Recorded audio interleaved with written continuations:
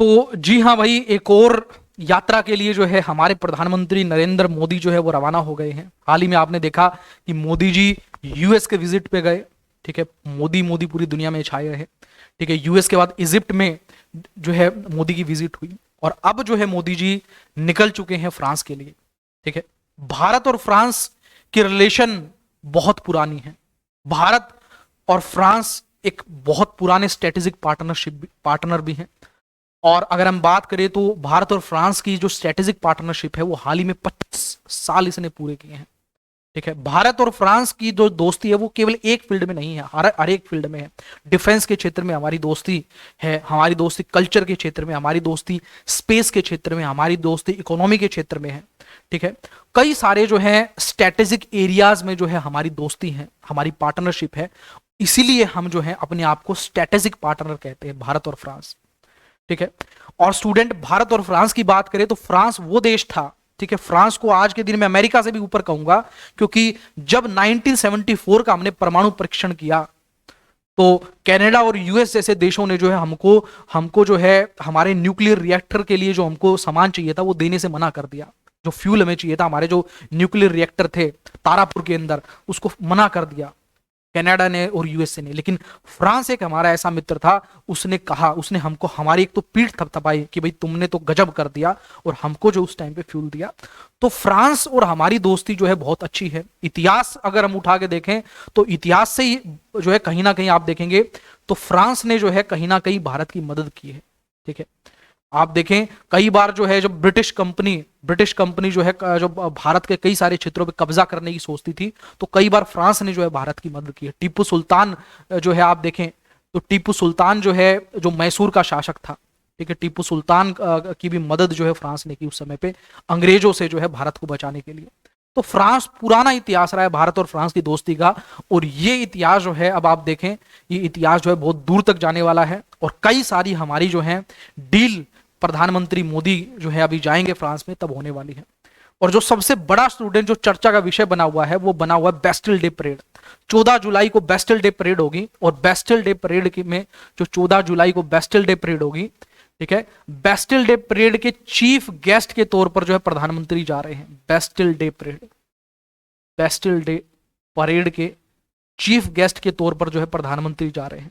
ये Bastille day parade वही parade है, आपने सुना होगा 1789 1789 फ्रांस की क्रांति के बारे में आपने कभी ना कभी जरूर सुना होगा कि 1789 में फ्रांस में एक बहुत बड़ी क्रांति हुई थी। 1789 में, ठीक है, 1789 में एक बहुत बड़ी क्रांति हुई थी। राजाओं के खिलाफ, मोनार्च के खिलाफ क्रांति हुई थी फ्रांस के अंदर। ठीक है, फ्रांस के अंदर जो है एक क्रांति हुई थी, बेस्टिल की जेल को जो है फ्रांस के क्रांतिकारियों ने तोड़ दिया। ठीक है, और अपने साथियों को आजाद करवाया। फ्रांस के अंदर कंसेप्ट निकला लिबर्टी का, फ्रेटर्निटी का। ठीक है, और ये जो कंसेप्ट है ये आज पूरी दुनिया में पॉपुलर है। हमारे प्रियम्बल की बात करें, हमारे संविधान की प्रस्तावना की बात करें तो संविधान की प्रस्तावना में फ्रेटर्निटी, लिबर्टी जैसे शब्द जो है वो फ्रांस से लिए गए हैं। रिपब्लिक जो है जैसे जो है चीजें, रिपब्लिक जैसी चीजें जो है वो फ्रांस से ली गई हैं। तो फ्रांस जो है 1789 में जो है फ्रांस में क्रांति हुई, और बाद में आप देखेंगे फ्रांस फिर रिपब्लिक भी बना। ठीक है, राजा खत्म हो गया। ठीक है, मोनार्च जो है सिस्टम फ्रांस में खत्म हो गया, और फ्रांस जो है वो रिपब्लिक बन गया। ठीक है, फ्रांस का जो प्रमुख है वो एक चुना जाता है, इसीलिए फ्रांस रिपब्लिक, और भारत भी रिपब्लिक है। तो रिपब्लिक होने के नाते भी जो है भारत और फ्रांस के बीच में एक बहुत बड़ी दोस्ती है। तो प्रधानमंत्री बेस्टिल डे परेड, ये 14 जुलाई 1789 को जो है ये घटना हुई। 14 जुलाई को फ्रांस के क्रांतिकारियों ने जो है बेस्टिल जेल को तोड़ा, अपने साथियों को आजाद करवाया। ठीक है, बेस्टिल एक ऐसा क्षेत्र था, बेस्टिल जेल, वहां पे जो है किसी भी जो भी आजादी की बात करता तो उसको डाल देते, जैसे भारत में काला पानी में डाल देते थे, वैसे ही फ्रांस की बेस्टिल जेल में किसी को भी डाल देते थे। ठीक है, बेस्टिल जेल में एक बार जो पहुंच जाता था फ्रांस में, उसको ना तो फिर कोर्ट लेके जाते थे, उसको वो वहीं सड़ता रहता था, जैसे भारत में काला पानी होता था, अंडमान की सजा होती थी। ठीक है, तो बेस्टिल जेल को जब तोड़ा तो एक नई ऊर्जा जो फ्रांस में उत्पन्न हुई। तो इसी 14 जुलाई को जो है ना बेस्टिल डे मनाया जाता है फ्रांस में, उसी के चीफ गेस्ट के तौर पर प्रधानमंत्री मोदी पहुंचने वाले हैं। इसके अलावा स्टूडेंट अगर हम बात करें, इसके अलावा अगर हम बात करें तो इसके अलावा कई सारे एग्रीमेंट जो है होने वाले हैं। अब ये तो नहीं कि प्रधानमंत्री मोदी पहुंच जाएंगे फ्रांस में और उसके बाद जो है कुछ होगा ही नहीं, उसके बाद कई सारी डील जो है वो हो सकती है। ठीक है, कई सारी डील पाइपलाइन में, जैसे राफेल एम, ठीक है, एक मैराइन जो है पानी वाला जो है एक राफेल है, राफेल एम है, जो हमारी जो है पानी की जहाजों के ऊपर जो है लैंड करेगा। एक ऐसा जो है मैराइन वेरिएंट है राफेल का, ठीक है। ये हमारे डिफेंस प्रोक्यूरमेंट बोर्ड ने इसको क्लियर कर दिया है, ठीक है। और इसको लेकर जो है वो प्रधानमंत्री और फ्रांस के प्रेसिडेंट इमैनुअल मैक्रोन के साथ में बातचीत हो सकती है, और हो सकता है कि हमने जो है हमने पहले राफेल खरीदे हैं, कई सारे राफेल हमने खरीदे हैं, अब राफेल मैराइन वेरिएंट भी जो है हम खरीद सकते हैं। इसके अलावा अगर हम बात करें तो स्कॉर्पियन जो है सबमेरीन, ठीक है, प्रपोजल टू बाय 3 और हम स्कॉर्पियन सबमेरीन जो है वो खरीद सकते हैं। इससे पहले भी भारत ने स्कॉर्पियन सबमेरीन जो है फ्रांस से खरीदी है, ठीक, हमने एक साथ बनाई है फ्रांस के साथ मिलके इन स्कॉर्पियन सबमेरीन को। अब 3 और जो है सबमेरीन के बीच में डील हो सकती है।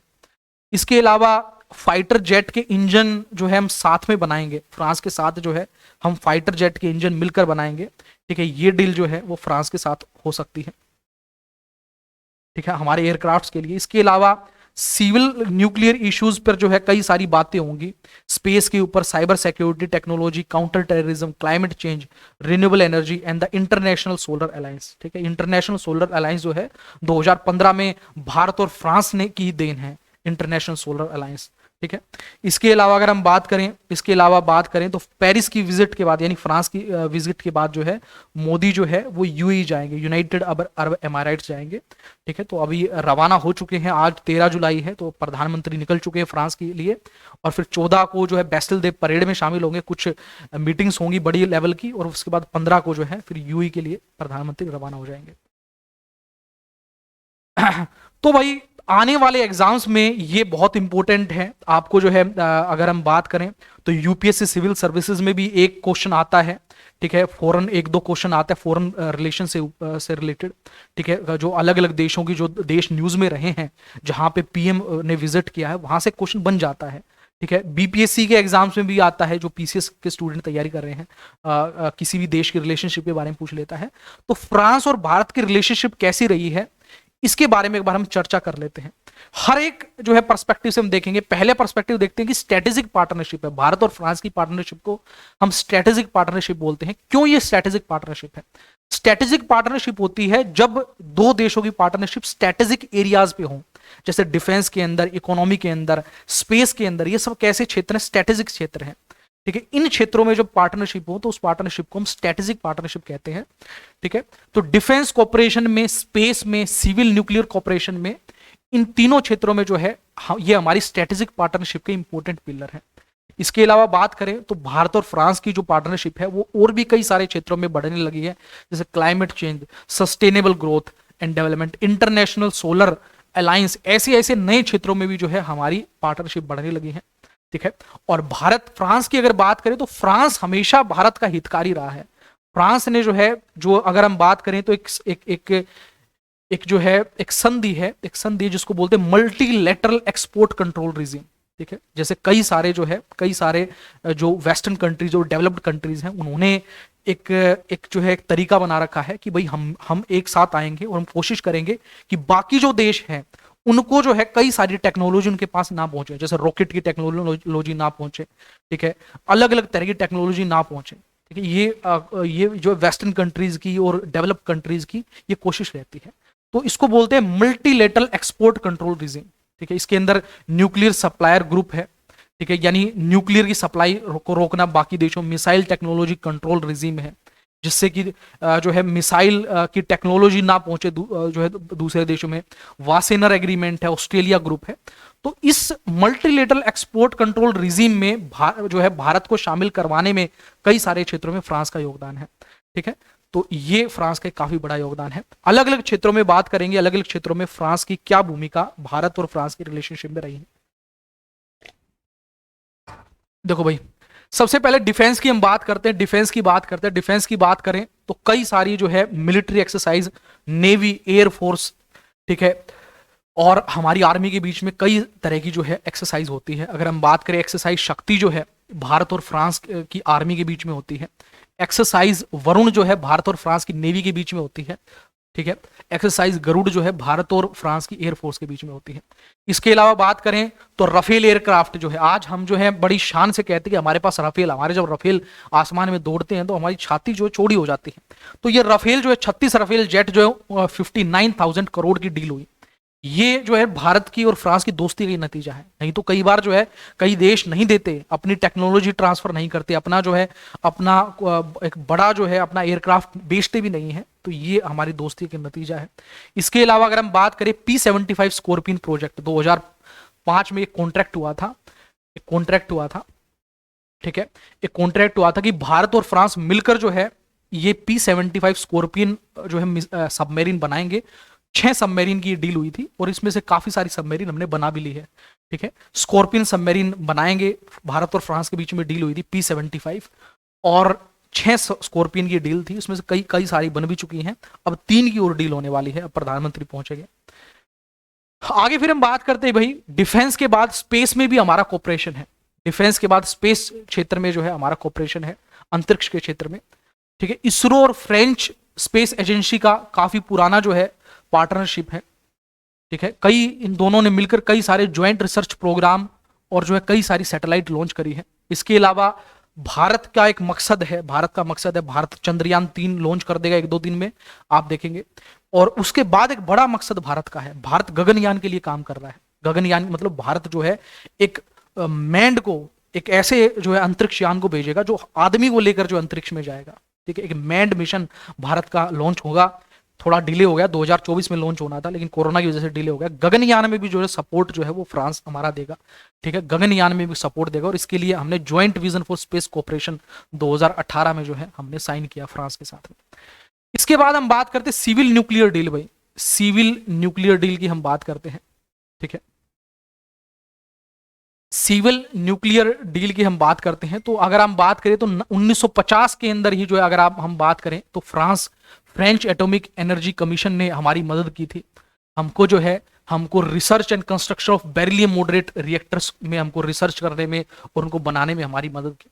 ठीक है, इसके अलावा अगर हम बात करें तो 1974 में, जैसे कि मैंने पहले ही बताया, 1974 में जब हमने परमाणु परीक्षण किया तो यूएस और कनाडा जैसे देशों ने जो है हमको हमारे जो न्यूक्लियर रिएक्टर थे बिजली बनाने के लिए, उन न्यूक्लियर रिएक्टर के लिए फ्यूल देना से मना कर दिया। लेकिन उस समय में फ्रांस जो है वो हमारे सामने खड़ा हुआ, हमको जो है हमको सप्लाई करी फ्यूल की। तो supply of fuel to the India Tarapur nuclear plant after US and Canada terminate their agreement 1974 के जो है न्यूक्लियर एक्सप्लोजन के बाद जो है। इसके बाद अगर हम बात करें, इसके अलावा अगर हम बात करें तो हमारी एक सिविल न्यूक्लियर डील हुई थी, बहुत बड़ी न्यूक्लियर डील हुई थी भारत और फ्रांस के बीच में। एक सिविल न्यूक्लियर डील हुई 2008 के अंदर। तो 2008 में हमारी सिविल न्यूक्लियर डील हुई और इसी डील के तहत जो है, इसी डील के तहत अगर हम बात करें तो फ्रांस एग्री हुआ कि वो 6 यूरोपियन प्रेशराइज रिएक्टर जो है वो भारत के लिए बनाएगा। 650 मेगावाट का हर एक रहेगा और 9900 मेगावाट का जो है जैतपुर न्यूक्लियर पावर प्लांट को जो है फ्रांस जो है वो बना के तैयार करेगा।